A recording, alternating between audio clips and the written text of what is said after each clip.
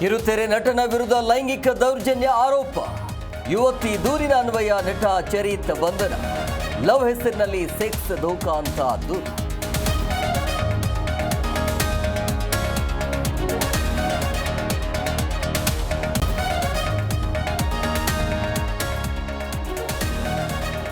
ಸುಂದರಿಯ ಸ್ಮೈಲ್ಗೆ uncle clean board.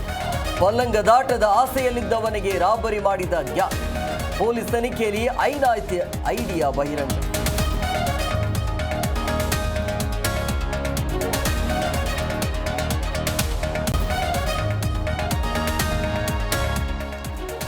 ಹೊಸ ವರ್ಷದ ದಿನಕ್ಕೆ ನಮ್ಮ ಮೆಟ್ರೋ ಸಿಹಿ ಸುದ್ದಿ.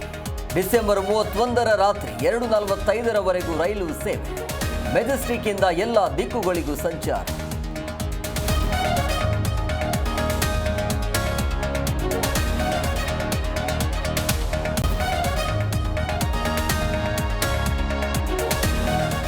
ಸಿಲಿಕಾನ್ ಸಿಟಿಯಲ್ಲಿ ಬೆಳಗ್ಗೆಯಿಂದ ಜಡಿ ಮಳೆ ಕಾಟ.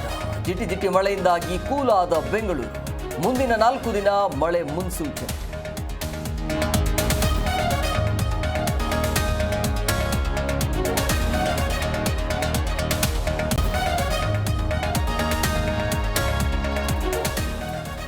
ತಿಂಡಿ ಪ್ರಿಯರಿಗೆ ಗುಡ್ ನ್ಯೂಸ್.